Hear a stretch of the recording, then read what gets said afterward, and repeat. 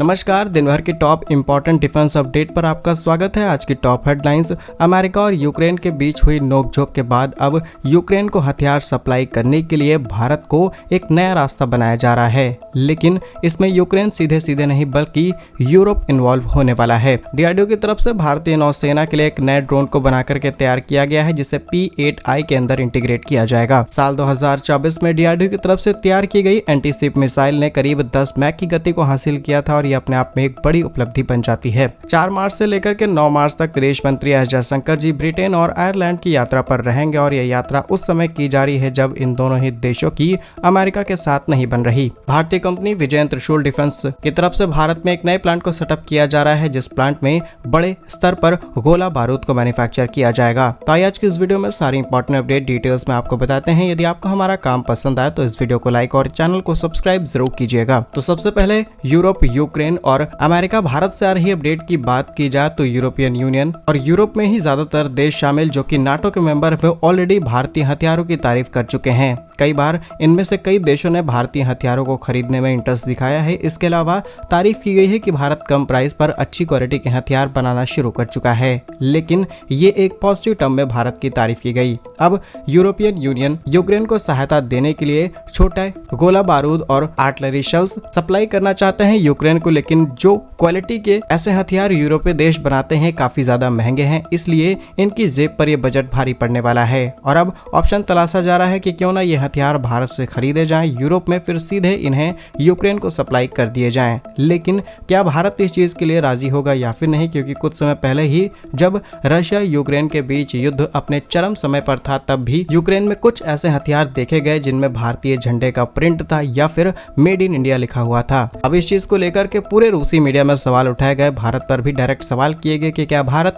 Backend से Ukraine को supply कर रहा है, और ग्लोबली दिखाने की कोशिश की जा रही है कि भारत रूस और यूक्रेन दोनों के साथ खड़ा है। तो इस चीज को लेकर के भारत को काफी ज्यादा क्रिटिसाइज किया गया, लेकिन अब ये हथियार एग्जैक्टली यूक्रेन के अंदर देखे गए या फिर एक हवा उड़ाई गई ताकि भारत और रूस के बीच कॉन्फ्लिक्ट पैदा किया जा सके, इस बात की कंफर्मेशन नहीं हो सकी और इसी बात को लेकर के विदेश मंत्रालय ने भी कोई बयान जारी नहीं किया। लेकिन क्या आपको लगता है कि अब यूरोप की तरफ से आई ये रिक्वेस्ट जिसमें यूक्रेन को भारत की तरफ से हथियार एक्सपोर्ट किए जाएं, भले ही डायरेक्टली नहीं लेकिन यूरोप के रास्ते ये हथियार यूक्रेन तक पहुंचेंगे और वो भारत के बहुत ही पुराने और बहुत अच्छे दोस्त रूस के खिलाफ इस्तेमाल किए जाएंगे, जो भारत को अनगिनत डिफेंस टेक्नोलॉजीज शेयर कर चुका है। 100% टेक्नोलॉजीज भारत को शेयर की जा चुकी हैं और अपकमिंग नए फाइटर जेट की टेक्नोलॉजीज भी भारत को शेयर कर रहा है रूस, जिसने खुले ऑफर्स भारत के सामने रखे हैं। तो आपके हिसाब से भारत को यूरोप की मदद करनी चाहिए या फिर नहीं? कमेंट में यस और नो के साथ आंसर जरूर कीजिएगा। नेक्स्ट इंपॉर्टेंट अपडेट डीआरडीओ से सामने निकल के आ रही है, जहां पर डीआरडीओ ने भारतीय नौसेना के लिए एक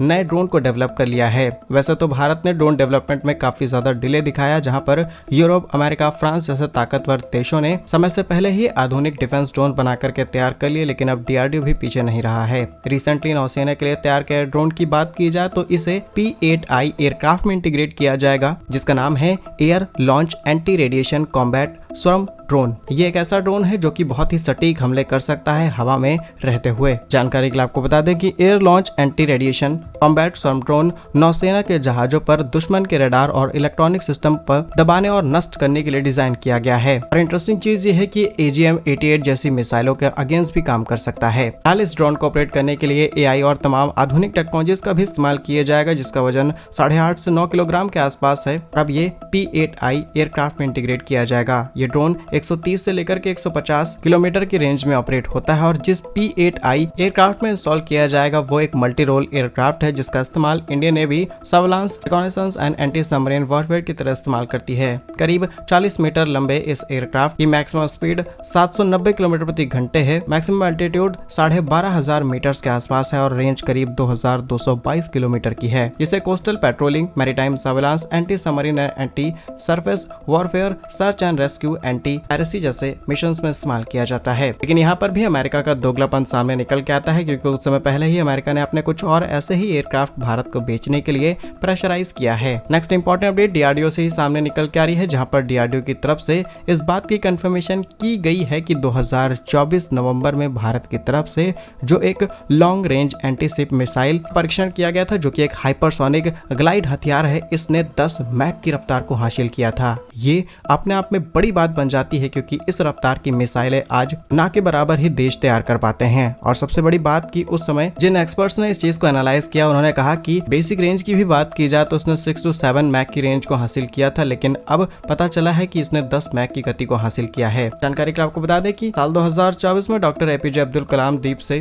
इस मिसाइल का सफलतापूर्वक परीक्षण किया गया। यह भारत की पहली लंबी दूरी की हाइपरसोनिक मिसाइल के रूप में तैयार की गई, जिसकी सीमा करीब 1500 किलोमीटर की है। और अगर आप जानना चाहते हैं कि भारत ने इस एक मिसाइल परीक्षण से किस रेंज में अपना स्थान बनाया है, तो आपको बता दें कि 10 मैक की स्पीड वाली मिसाइलें, जिन्हें ज्यादातर हाइपरसोनिक मिसाइल कहा जाता है, रशिया, चाइना और America, these are the 3 countries they are only develop this type of missiles. और अब भारत दुनिया का चौथा देश बन चुका है जिसने इस पर काम किया है। बट ऐसा भी नहीं है कि भारत बहुत जल्दी इस रेस में इन देशों को पछाड़ देगा, बिकॉज रशिया एक ऐसी मिसाइल पर काम कर रहा है जो कि मैक 20 की स्पीड अचीव कर सकती है। China is also working and America भी ऐसी मिसाइल्स पर काम कर रहा है। और 10 मैक की रफ्तार को अचीव करने के लिए आज Australia, France, Germany, south Korea और जापान काम कर रहे हैं, जिसमें भारत ऑलरेडी चौथे स्थान पर पहुंच चुका है। नेक्स्ट इंपॉर्टेंट अपडेट, विदेश मंत्री एस जयशंकर जी की अब ऑफिशियल विजिट से सामने निकल के आ रही है, जहां पर आज यानी कि 4 मार्च से लेकर के 9 मार्च तक विदेश मंत्री ब्रिटेन और आयरलैंड की यात्रा पर रहेंगे। आयरलैंड पहुंचते ही किस तरीके से दोनों देश बायलैटरल ट्रेड और अलग अलग मुद्दों पर बातचीत करेंगे। इसके अलावा भारत और यूरोप के बीच जल्द ही फ्री ट्रेड एग्रीमेंट साइन हो सकता है, इस चीज पर बातचीत किया जाएगा। और सबसे बड़ी दिक्कत जो है ट्रंप ने आज पूरे यूरोप को हिला करके रख दिया है। जब से उन्होंने ज़ेलेंस्की के साथ नोकझोंक की, तब से ही यूरोप के लिए कई नई दिक्कतें पैदा हो चुकी हैं, क्योंकि पूरे यूरोप को मार्केट का एक्सेस चाहिए, पूरे यूरोप को अपनी टेक्नोलॉजीज बेचनी है, इसके अलावा बहुत सारी चीजें इंपोर्ट करानी है। लेकिन इसलिए अमेरिका शायद इस पूरे बिजनेस को डिस्टर्ब कर सकता है। और अब वही यूरोप जो कि कंटिन्यूअसली इंडिया पर क्वेश्चंस कर रहा था, now they are supporting India. और ना सिर्फ भारत से हथियार खरीद करके ये यूरोप को सप्लाई करना चाहते हैं, बट भारत के साथ और बायलैटरल ट्रेड्स करना चाहते हैं। अब ब्रिटेन के बारे में तो आप जानते होंगे। इसके अलावा आइलैंड की बात की जाए तो ये एक आइलैंड है इन यूरोप के अंदर, और आज ट्रंप के फैसले से तमाम यूरोपीय देश परेशान हो चुके हैं। तो अब क्या आपके हिसाब से भारत को यूरोप की मदद करनी चाहिए या फिर नहीं? कमेंट्स में अपनी राय जरूर बताइएगा। नेक्स्ट इंपॉर्टेंट और लास्ट इंपॉर्टेंट अपडेट सामने निकल के आ रही है उत्तर प्रदेश से, जहां पर उत्तर प्रदेश सरकार की तरफ से 20 हेक्टेयर लैंड अलॉट किया गया है